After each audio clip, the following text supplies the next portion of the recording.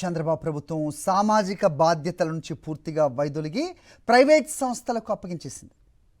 ప్రజలకు కనీస బాధ్యతగా ప్రభుత్వం అందించాల్సిన విద్య, వైద్యం, తాగునీరు, రవాణా సేవలను సైతం పీపీపీ పేరుతో ప్రైవేట్ పరం చేసేస్తోంది.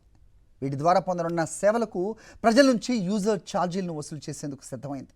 ఫలితంగా ఏపీలో ప్రతి పేదవాడికి సామాజిక సేవలిక ఖరీదు కానున్నాయి. ప్రజలకు అందిస్తున్న సామాజిక సేవలకు సైతం యూజర్ ఛార్జీలు వసూలు చేసే విధానంపై కూటమి ప్రభుత్వం ఫోకస్ పెట్టింది. అందుకు పీపీపీ ప్రాజెక్టులు చేపట్టే ప్రైవేట్ సంస్థలకు రాష్ట్ర ప్రభుత్వమే వడ్డీ లేని రుణాలను ఇవ్వనుంది.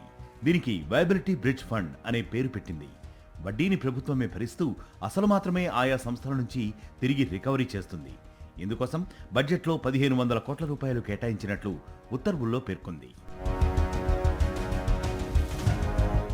ప్రైవేట్ సంస్థలు లాభాలు ఆర్జించడమే లక్ష్యంగా చంద్రబాబు సర్కారు పీపీపీ విధానాన్ని రూపొందించింది. దీని ద్వారా మెడికల్ కాలేజీలకు వయబిలిటీ గ్యాప్ ఫండింగ్తో పాటు రాయితీపై భూమి ఇస్తారు. పీపీపీ విధానం 2026లో భాగంగా ప్రైవేటు సంస్థలు వెచ్చించిన వ్యయాన్ని వినియోగదారుల నుంచి యూజర్ ఛార్జీల రూపంలో ఖచ్చితంగా రాబట్టనున్నట్లు స్పష్టం చేశారు. దీంతో ఆసుపత్రుల్లో వైద్యం చేయించుకునే ప్రతి పేదవాడి నుంచి ముక్కుపిండి వసూలు చేయనున్నాయి ప్రైవేట్ సంస్థలు. ప్రైవేటు రంగం భాగస్వామ్యాన్ని పెంచేందుకు అవసరమైన చోటల్లా యూజర్ ఛార్జీల విధింపును రాష్ట్ర ప్రభుత్వం పరిగణలోకి తీసుకుంటుంది. పీపీపీ ప్రాజెక్టుల్లో ప్రైవేట్ రంగం చేసిన వ్యయాన్ని రాబట్టేందుకు తరచూ ఛార్జీల సవరణ ప్రాతిపదికన వీటిని రూపొందించనున్నారు. అయితే ఈ విధానంపై సామాన్యుల నుంచి తీవ్రమైన వ్యతిరేకత వ్యక్తమవుతోంది.